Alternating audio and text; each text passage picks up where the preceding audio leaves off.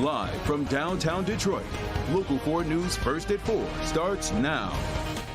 Controversy continues in the city of Hamtramck, this time within its own police department. The city manager says the chief of police and another officer are suspended pending an investigation.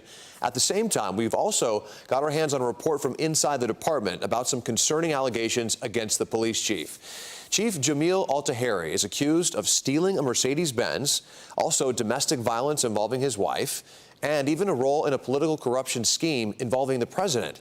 Lauren Kostick is looking into all of this for us today. Lauren, these are some serious allegations. Ty, they really are. And right now, no one here at City Hall is linking these allegations to that specific suspension. Now, I did speak to the city manager just a little bit ago on the phone, and he wasn't able to share very many details, but he did tell me that he said this is not in retaliation. Now, for a little background, when we were talking about this police chief, Chief Jamil Altaheri joined the department about a year ago, coming from New York City. Those who live here say he was very active in the community and on social media. Also, the mayor of Hamtramck is speaking out about all this too. He said he and city council members were never told about this suspension. He also said the police chief believes it is retaliation for disciplining an officer. In the meantime, those who live here say they just want some answers. Yeah, we want to know what's going on. Why people getting kicked out. We need answers. We definitely need some answers, right? Also, don't forget, this suspension comes just weeks after 2 city council members were in hot water after being accused of not being city residents. The council ultimately voted against removing them as state police investigate. So again, we have this letter detailing these allegations against the chief. You also have the suspension, but no one linking the two and really no one giving a reason for all of this. Now, the city manager did say he does plan to bring an outside firm in to investigate the matter, but it's not clear when that will happen. Live in Hamtramck, Lauren Kostick, Local 4. It's almost like the more details that come out in this, the more questions we have. Lauren, thanks for the update on that. Now to a Local 4 News update. Former Grand Rapids police officer Christopher Schur will not be facing a retrial. This comes 2 weeks after the end of the trial against Schur in the death of Patrick Lyoya ended in a hung jury. The former officer shot Lyoya during a struggle following a traffic stop in 2022. Schur claims the shooting was in self-defense after Lyoya grabbed the officer's taser. Here's the prosecutor on why the case will not be refiled and go back for another trial. I took everything into account when I made this decision, and basically what it boils down to is I don't think we reach a different verdict if I do a retrial in this case. The jury came back deadlocked. But attorney for the Lyoya family, Ven Johnson, sent out a statement following this news. It says, quote, the Lyoya family has not only lost Patrick, but now the hope that former officer Christopher Schur will ever be held criminally accountable for taking Patrick's life. With today's decision, what was once a pause in justice has now become a permanent reality. This is not a verdict nor the outcome the Lyoya family sought. End of their quote. Today, we're learning more about the events leading up to the deadly explosion last year in Clinton Township. In court today, an employee details, quote, weird incidents leading up to that explosion, including strange behavior for the building's heating system that night, the night of the explosion.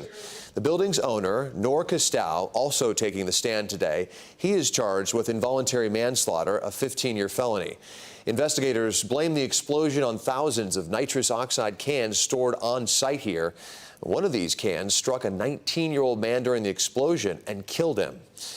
And you can access all of the information on this case right now. If you snap a picture of the QR code on your screen, it will take you to our website, clickondetroit.com, where you will find a full timeline of what happened.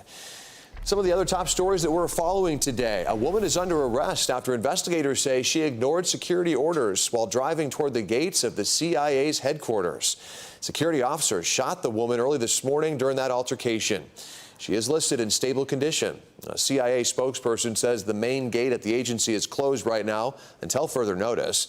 Both the FBI and the CIA are investigating. 2 Israeli embassy staffers are shot and killed in Washington, D.C. It happened last night, in fact, in what President Trump is calling an anti-Semitic killing. The victims were leaving an event at the Capitol Jewish Museum when witnesses say a man just opened fire. Police arrested the alleged gunman, who yelled "Free Palestine" as he was taken away. The FBI is calling the shooting a targeted attack. We'll keep you updated as we learn more about that shooting. Now to new testimony in the federal sex trafficking trial against Sean Diddy Combs. Scott Mascuti, known as Kid Cudi, arrived at the Manhattan courthouse this morning. The rapper had a brief relationship with Cassie Ventura, Combs' former girlfriend. Mascuti said he had a tense meeting with Combs back in 2012 after his Porsche was set on fire. Mascuti said he believed Combs had something to do with it. Combs has pleaded not guilty to charges, including racketeering, conspiracy, and sex trafficking. Now we go to a live look at Washington, D.C. right now, where lawmakers are laying out the next steps for President Trump's big, beautiful bill. The tax and spending cuts package passed after days of intense negotiations. Republican Michigan Congresswoman Lisa McClain sent out a statement saying, quote, "I'm proud of our committee chairmen for their tireless work in getting this bill to the finish line and all our members for working together throughout this process. House Republicans are unified behind this bill for the American people." On the other hand, though, Democratic Chair Curtis Hertel said, quote, "Trump and Republicans' catastrophic billionaire-first budget will devastate our economy, cost Michigan workers their jobs, and leave working families footing the bill for America's wealthiest." That's the end of his quote. Let's get over to Hank Winchester with what this all means for us here living in Michigan. Hey, Hank. Talking with people here at Detroit People's Food Co-op about the tax and spending bill, what it could mean for all of us here in Metro Detroit. There'll be no tax on tips, overtime, car loans, increased child credits, but there's also some things that have those in underserved communities very concerned. More than $700 billion reduction in Medicare programs, food assistance programs could be cut by almost $270 billion. As you can imagine, it has those who rely on these programs incredibly concerned. I think it's a shame that our country don't look out for the people they need looking out for. I just think that why are we giving more money to the rich? Why are we giving them tax breaks? New tonight at 5:30, we're not only talking with those that could be impacted, but showing you exactly what programs could be cut and how those cuts could impact you and your family. We will see you live tonight at 5:30. Hank Winchester, help me, Hank, Local 4. Thank you, Hank. 3 mayors from across the U.S. were in Detroit today to talk about planning for the cities of tomorrow. They spoke at the Pancakes and Politics event. It was a conversation streamed on Local 4 Plus as part of our partnership with the Michigan Chronicle. Jason Colthorpe was there. At Pancakes and Politics this morning, joined by 3 mayors from New Orleans, Atlanta, and Montgomery, Alabama. They had a wide-ranging discussion, but of course, all had some advice for whoever becomes the next mayor of Detroit. Whoever you get, make sure that they have a idea how to keep crime low, how to provide for the safety of the public, because no business wants to come into a place that's crime-ridden. No family wants to move into a city that's crime-ridden, or the perception of crime. So the other thing, I'm so thankful I've looked at all of our crime stats, including Detroit. Everything is in the right direction. Whoever you get, they need to be business-minded. They got to be a CEO. We got, time's up for people that just, fight the power and yell real good. Yelling real good definitely get you some applause, but it'll have you, dealing with crime, potholes, and garbage sitting on the streets, right? So we need to make sure that you know how to conduct business and do service delivery and be able to procure things, get permits out the door, hire and fire folks. So find you a CEO that's got a heart for people. Build on the ecosystem that's already here. One of the things that I know I tried to do coming in as mayor of New Orleans and the 5th black mayor, I didn't want to dumb down black leaders or businesses that may have been a part of the previous administration. If you missed any of Pancakes and Politics this morning, we're going to have it again for you tonight at 8 p.m. on Local 4 Plus, including the post-game breakdown, which featured a nice long conversation with former Detroit Mayor Dennis Archer. I'm Jason Colthorpe, Local 4. And there is another Pancakes and Politics event happening next month. We'll bring it to you live on Local 4 Plus and click on Detroit.com. Take a look outside, live look. Right now it's cool and dreary today. Another one of those gray days here in Metro Detroit. Forewarned meteorologist Ron Hilliard is tracking when the rain will finally dry up. Give us some good news, Ron. So the good news is that the rain showers are going to be beginning later on this evening, Ty.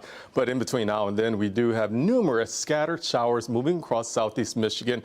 They are moving toward the southeast. If we put it into motion, you'll see that these showers are moving slowly, impacting us all across the region. So one of the things that we're going to be watching for is that these showers right here in southeast Michigan, well, they are going to be winding down, but there's things happening as we go into the evening hours, such as the Tigers game in downtown Detroit. So we have some showers popping up right now here in Metro Detroit. As we zoom a little bit closer, you'll see as we go into Dearborn, we have showers, Ecorse, getting those showers, Taylor, Wayne, and even down into Monroe, still showers for us. Now, as we go over toward Livingston County, a couple of those showers are popping up, and we have them over toward Richmond right now. Now, again, it is cool, it is windy, it is wet out there. We are going to be winding down with these showers, but the cool conditions are sticking around a little bit longer. I'll tell you what to expect for the rest of today, as well as we go into the weekend, Ty.